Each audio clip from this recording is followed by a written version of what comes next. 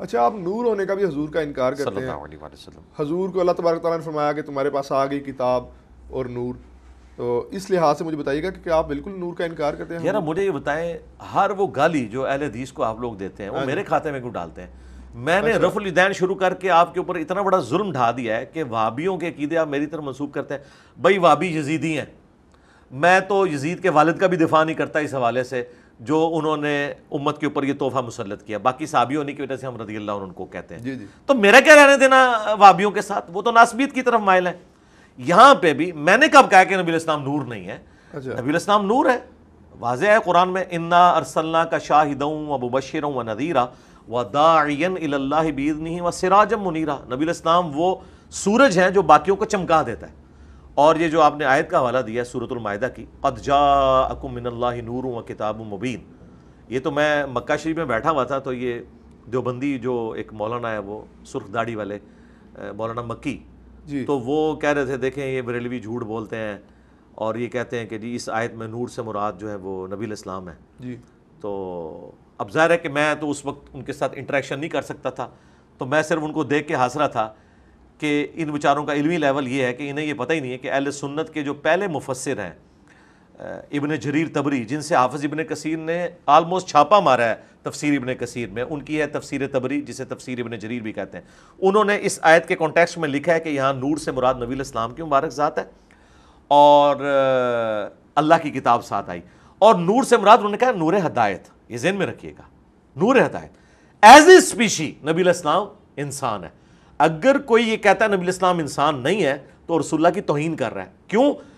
اللہ تعالیٰ نے as a species انسانوں میں انہیں مبعوث کیا ہے. سورہ بنی اسرائیل میں ہے اگر زمین پر فرشتے آباد ہوتے تو فرشتوں میں سے پیغمبر آتا. یہ انسانوں میں سے ہیں اور انسانیت کو ناز ہے کہ اللہ کے محبوب صلی اللہ علیہ وآلہ وسلم انسان تھے.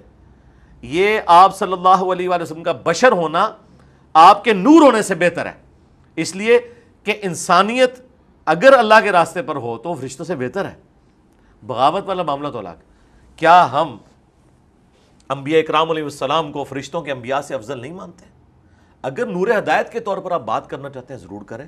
وہ تو مسند احمد میں حدیث ہے، نبی صلی اللہ علیہ وآلہ وسلم نے فرمایا کہ میں اللہ کے ہاں خاتم النبیین اس وقت بھی لکھا ہوا تھا جب آدم علیہ السلام مٹی اور پانی کے درمیان تھے. اور یہ حصہ جو ہے نا یہ ترمذی میں بھی موجود ہے. اور پھر آگے نبی السلام نے فرمایا میں دعائے ابراہیم ہوں، میں عیسیٰ کی بشارت ہوں، میں اپنی ماں کا وہ خواب ہوں جو انہوں نے میری پیدائش کے وقت دیکھا کہ ان کے لیے شام کے محلات بھی روشن ہو گئے. یعنی نبی الاسلام کی والدہ سیدہ آمنہ سلام اللہ علیہا و رضی اللہ تعالیٰ عنہا کو یہ دکھا دیا گیا تھا کہ آپ سے جو بیٹا پیدا ہوگا بالآخر اس کی حکومت دنیا کی سب سے بڑی سپر پاور رومن امپائر کو بھی سپر سیڈ کر دیے گی. تو نبی الاسلام نور ہدایت ہے، صحیح بخاری بھی نور ہدایت ہے، خلفائے راشدین بھی نور ہدایت ہیں، اہل البیت بھی نور ہدایت ہیں. لیکن اسپیشی کی بات کریں تو بھائی مجھے بتائیں غزوہ احد کے موقع پر نبی الاسلام کو جب زخم لگا ہے تو آپ کا خون نکلا ہے، نور کا تو خون نہیں نکلتا. آپ علیہ السلام کا جب بیٹا ابراہیم فوت ہوا تو بخاری مسلم میں آپ کی آنکھوں سے آنسو روا ہوئے. تو وہ سارے کے سارے حالات جو ایک انسان پر وارد ہوتے ہیں وہ آپ پر ہوئے. ہاں کچھ آپ کی ایکسٹرا آرڈنری کوالٹیز ہیں، اس کی وجہ سے آپ کی بشریت ختم نہیں ہوتی. مثلا بخاری مسلم میں آیا کہ نبی الاسلام نے فرمایا کہ ہم انبیاء کی صرف آنکھیں سوتی ہیں، دل جاگتا رہتا ہے. آپ تہجد کی نماز پڑھ کے اما عائشہ کہتی ہیں بعض اوقات آپ خراٹے بھی لے رہے ہوتے تھے، بہت اونچی آواز میں نہیں، نارمل. خراٹے لینا کوئی بری بات نہیں ہے، نبی الاسلام کی سنت ہے نیند کی حالت میں. جی ہاں. تو اما عائشہ کہتی ہیں میں آپ کے خراٹوں کی آواز سنتی اور پھر آپ اسی طریقے سے اٹھ کے جا کے نماز پڑھا دیتے. تو میں نے پوچھا تو نبی الاسلام نے فرمایا کہ ہم انبیاء کے دل جاگتے رہتے ہیں، یعنی انبیاء نیند میں بھی غافل نہیں ہوتے. اب یہ پروٹوکول اور کسی انسان کا نہیں ہو سکتا. نبی الاسلام کو اللہ تعالیٰ نے ایسی کوالٹیز دی ہیں جو آپ کے معجزات ہیں، لیکن اس کی وجہ سے آپ کی بشریت ختم نہیں ہوگی، وہ اپنی جگہ پہ رہے گی. دیکھیں نبی الاسلام پیٹھ کے پیچھے بھی دیکھ لیتے تھے، بخاری مسلم میں ہے. میں نے سنا وہابیزم کے ماننے والے معجزات کا بھی انکار کرتے ہیں. نہیں وہابی تو کوئی نہیں معجزات کا انکار کرتے، لیکن یہ میں مانتا ہوں کہ جو ایک پہلو ہے نبی الاسلام کی عظمت والا، اچھا وہ ان سے اوور لک ہو جاتا ہے. انکاری نہیں ہے، اقراری نہیں ہوتے بہت زیادہ. جس طرح کے آپ کے بریلوی نبی الاسلام کی سیرت کے اتنے اقراری نہیں ہوتے، انکاری نہیں ہے، اقراری نہیں ہوتے. جب ہم ان سے بات کرتے ہیں کہ بھئی رفع الیدین سنت ہے، دوسری طرف تو ایک مسواک اور پیلی چپل اور پتہ نہیں کیا کچھ تم کرتے ہو، رفع الیدین کے بارے میں اتنے کیوں اس معاملے کو ہلکے لیے ہوئے ہو. تو دونوں طرف غلو ہوا ہے. لیکن ہم تو جو بھی کتابوں میں رپورٹ ہو گیا ہم من و عن اسی طریقے سے بیان کرتے ہیں. ہم نے ڈنکے کی چوٹ پہ نبی الاسلام کے سارے معجزات بیان کیے ہیں. اچھا پھر آپ کون کون سے معجزات کو مانتے ہیں کہ وہ ٹھیک ہیں؟ اور آپ نے بھی معجزات کی بات کی، میں نے تو سنا تھا وہ وہابیزم کے ماننے والے جو ہیں معجزات سے بالکل انکاری ہیں. پہلی تو بات ہے ہم کوئی وہابیزم کے ماننے والے نہیں، ہم قرآن و سنت کے ماننے والے ہیں. ہاں بالکل، ہم وہابیزم کے ماننے والے ہوتے تو یزید کا اور اس کے والد کا جھوٹا دفاع کر رہے ہوتے. ہم نہیں کرتے، ہم مولا علی کے ساتھی ہیں الحمدللہ. اس سے بڑا کوئی سرٹیفکیٹ میں اپنا پیش نہیں کر سکتا الحمدللہ. ٹھیک ہے. ہم بنو امیہ کو کنڈیم کرنے والے ہیں سوائے سیدنا عثمان ابن عفان رضی اللہ تعالیٰ عنہ کے اور عمر بن عبد العزیز رحمہ اللہ تعالیٰ کے. اچھا ہاں جی بالکل کلیئر کٹ. ہمارا وہابیزم سے کیا لینا دینا. رہ گئے معجزات تو بھائی جو قرآن و سنت میں معجزات آئے ہیں وہ تو ہم مانتے ہیں. ہم اختلاف کرتے ہیں آپ جو اپنے بابوں کی جھوٹی کہانیاں بیان کرتے ہیں ان کو آپ کہتے ہیں کہ یہ نبی کے معجزات ہیں جو بابوں کے ذریعے ظاہر ہو رہے ہیں. اور کیا ظاہر ہو رہے ہیں کہ جی نگاہ مار کے مرید کو جلا کے راکھ کر دیا، لوٹے کی ٹوٹی اس نے قبلہ رخ نہیں رکھی تھی. ہم کہتے ہیں یہ معجزہ نہیں ہے، یہ صراحتاً 302 کا قتل کا مقدمہ بنتا ہے تمہارے بزرگ کے اوپر اگر انہوں نے ایسا کیا ہے.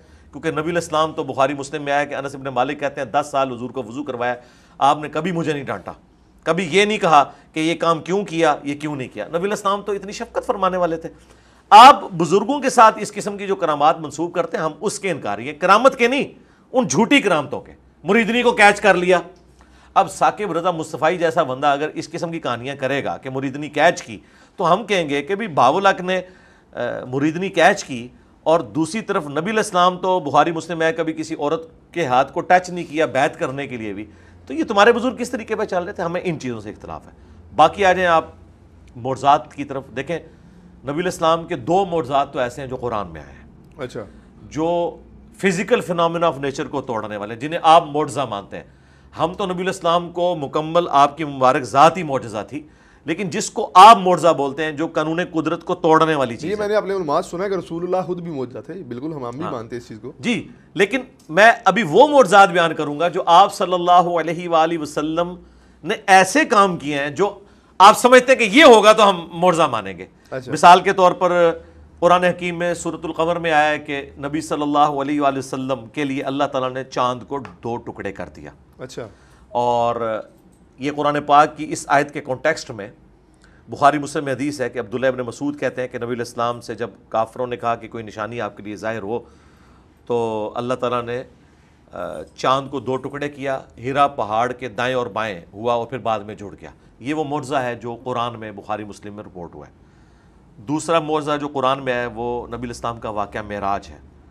جو آپ کا الاسراء ہے زمینی سفر وہ سورہ بنی اسرائیل میں آیا سبحان الذی اسریٰ بعبدہ لیلا من المسجد الحرام. اور جو آپ کا آسمانی سفر ہے المعراج بیت المقدس سے لے کر آسمانوں کا سفر وہ اللہ تعالیٰ نے سورۃ النجم میں ذکر کیا اور بخاری مسلم میں بڑی تفصیل کے ساتھ آیا کہ مختلف آسمانوں پہ نبی علیہ السلام کی ملاقاتیں انبیاء کرام کے ساتھ ہوئیں. تو یہ وہ معجزات ہیں جو قرآن میں رپورٹ ہوئے ہیں. بخاری مسلم میں تو پھر درجنوں ہیں. مثلا بخاری مسلم میں حدیث ہے کہ اللہ کے محبوب صلی اللہ علیہ وآلہ وسلم سورج گرہن کی نماز پڑھا رہے تھے. آپ چند قدم آگے بڑھے، آپ نے یوں ہاتھ بلند کیا، پھر نیچے کیا، پھر واپس آئے. صحابہ کرام نے بعد میں پوچھا یا رسول اللہ یہ نماز میں کوئی اضافہ ہو گیا یا کوئی اور بات ہے؟ تو آپ نے فرمایا نماز کی حالت میں اللہ تعالیٰ نے مجھے جنت دکھائی 7 آسمانوں کے اوپر ماشاءاللہ، اور میں نے ارادہ کیا کہ میں تمہارے لیے جنت سے انگوروں کا ایک گوشہ توڑ لوں. اس کے لیے میں نے ہاتھ بلند کیا، پھر میں نے ترک کر دیا کہ اللہ تعالیٰ نے نعمتوں کے اوپر پردہ رکھا ہے اور اگر میں توڑ لیتا تو تم ہمیشہ کھاتے رہتے کیونکہ جنت کو فنا نہیں ہے. نبی علیہ السلام دنیا میں کھڑے ہو کر آپ کا ہاتھ مبارک 7 آسمانوں کے اوپر تک پہنچ سکتا ہے جب اللہ تعالیٰ چاہتا ہے. تو ظاہر ہے کہ نبی میں بہت بڑا فرق ہے. یہ کہہ تو دیتے ہیں وہابی کہ جی نبی کے بھی 2 ہاتھ اور ہمارے بھی 2 ہاتھ. نعوذ باللہ، نبی علیہ السلام اسپیشی میں انسان ہے، مرتبے میں نہیں. آپ کے ہاتھ کی طرف اور ہمارے ہاتھ کی طرف. بخاری مسلم میں ہے کہ جابر بن عبداللہ کہتے ہیں کہ صلح حدیبیہ کے موقع پر جب پانی کی قلت ہوئی تو مختلف جگہ سے پانی جمع کر کے بمشکل ایک پیالہ آپ کو پیش کیا گیا. آپ نے اپنی مبارک انگلیاں اس میں داخل کیں تو پانی کے چشمے پھوٹے اور اس میں سے صحابہ کرام نے پانی پیا، جانوروں کو پلایا اور سٹور بھی کر لیا. تو وہ تابعی پوچھتے ہیں کہ آپ لوگ کتنے تھے؟ انہوں نے کہا ہم 1,00,000 بھی ہوتے نا تو پانی زیادہ تھا، البتہ ہم 1500 تھے جنہوں نے ایک پیالے سے پانی پیا، سارے اونٹوں کو بھی پلایا، سٹور بھی کر لیا، تب بھی اسی طریقے سے آپ کی مبارک انگلیوں سے پانی کے چشمے جاری تھے. اسی طریقے سے بخاری مسلم میں آیا کہ نبی علیہ السلام نے فرمایا کہ تم نماز کی حالت میں خشوع و خضوع سے کھڑے ہوا کرو، میں تمہیں اللہ کی قسم اپنی پیٹھ کے پیچھے دیکھ رہا ہوتا ہوں. یعنی جب آپ جماعت کرواتے تھے نا تو آپ کو پیچھے نظر آتا تھا کون کھجلی کر رہا ہے، کون کیا کر رہا ہے. یہاں آپ کی آنکھ نہیں تھی، ہمیں تو یہ بس ادھر تک مشکل سے 180 ڈگری نظر آتا ہے. نبی علیہ السلام کو انہی دو آنکھوں سے پیچھے بھی نظر آتا تھا. یہ ہر وقت آپ کے ساتھ معجزہ اٹیچ تھا. اس طریقے سے بخاری مسلم میں آتا ہے کہ آپ کے پسینے سے خوشبو آتی تھی اور صحابہ کرام آپ کے پسینے کو خوشبو کے طور پر استعمال کرتے تھے. تو اب پسینے میں سے تو بدبو آتی ہے، لیکن نبی علیہ السلام کا یہ معجزہ تھا کہ آپ کے مبارک پسینے سے خوشبو آتی تھی. اسی طریقے سے آپ صلی اللہ علیہ وآلہ وسلم کے بارے میں حضرت اسماء بنت ابی بکر نے ایک کالا جبہ، کسروانی طیالسی کالا جبہ نکالا پرشین امپائر کا، اور کہا کہ یہ وہ جبہ ہے جو نبی علیہ السلام پہنا کرتے تھے اور ہم اس کا دھون مریضوں کو شفا کے لیے پلاتے ہیں. اسی طریقے سے بخاری شریف میں آتا ہے کہ ام سلمہ نے نبی علیہ السلام کا ایک بال مبارک نکالا اور کہا کہ یہ نبی علیہ السلام کا وہ بال مبارک ہے، جب ہمارے محلے میں کوئی بیمار ہو جاتا ہے تو وہ برتن بھجوا دیتا ہے، میں اسے گھول کے دیتی ہوں، وہ پی لیتا ہے تو شفا ہو جاتی ہے. تو نبی علیہ السلام کی تبرکات کی شفا آپ کی وفات کے بعد بھی اسی طریقے سے جاری ہے. لیکن اگر آپ لوگ جعلی بال مبارک بنا کے، جعلی نقش نالین بنا کے لکڑی کے اوپر اور اس طریقے سے زیارت کروا کے اس پر ٹکٹ لگا کے کریں گے تو ہم کہیں گے کہ ہم لوگ پھر نبی کے نام کو بیچ ہی رہے ہیں نا. نبی علیہ السلام کی تو یہ تعلیمات تو نہیں تھی کہ آپ نے یہ کچھ کرنا شروع کر دینا ہے. اسی طریقے سے بخاری مسلم میں ہے کہ صحابہ کرام نبی علیہ السلام کے وضو کا پانی نیچے نہیں گرنے دیتے تھے، اس کو اپنے جسم کے اوپر ملتے تھے. بخاری مسلم میں آیا نبی صلی اللہ علیہ وآلہ وسلم نے حجۃ الوداع کے موقع پر جب حلق کروایا تو آپ نے ابو طلحہ کو بال دیے اور کہا کہ صحابہ کرام میں انہیں تقسیم کر دو. اور بخاری میں تو یہاں تک آیا ہے، ایک تابعی کہتے ہیں کہ نبی علیہ السلام کا ایک بال مبارک ہونا میرے پاس دنیا اور جو کچھ دنیا کے اندر ہے اس سے بڑھ کر مجھے محبوب ہے. اسی طریقے سے ابو داؤد ترمذی میں آیا، ابن ماجہ میں حدیث موجود ہے کہ ایک صحابیہ کہتی ہیں کہ نبی علیہ السلام ہمارے گھر تشریف لائے تو آپ کو پیاس لگی تو آپ نے کہا کہ میں نے پانی پینا ہے، تو ہم نے مشکیزے کی طرف اشارہ کیا، نبی علیہ السلام اٹھے، مشکیزے کو منہ لگا کے پانی پیا. وہ کہتی ہیں کہ جس سے ہی نبی علیہ السلام لادہ ہوئے تو میں نے مشکیزے کا منہ کاٹ کے اپنے پاس تبرکن رکھ لیا کہ اس سے نبی علیہ السلام کا منہ مبارک لگا. تو اس طرح صحابہ کرام نے نبی علیہ السلام کی چیزیں بھی سنبھالی ہوئی تھیں. آپ صلی اللہ علیہ وآلہ وسلم کے یہ معجزات اتنے ایکسٹرا آرڈنری ہیں کہ جن پہ کسی کو اختلاف نہیں ہے. لیکن ہم یہ کہتے ہیں کہ نبی علیہ السلام کی وفات کے بعد کبھی کسی صحابی نے آپ کی قبر کی مٹی نہیں چاٹی جا کے، یہ اختلاف شروع ہو جاتا ہے. آج بھی دنیا میں نبی علیہ السلام موجود ہوں، ہم اپنا ہر مسئلہ آپ کے سامنے لے کے جائیں گے. بخاری میں نہیں آیا کہ ایک صحابی کی پنڈلی کی ہڈی ٹوٹ گئی، نبی علیہ السلام نے کہا یہ کیا ہوا؟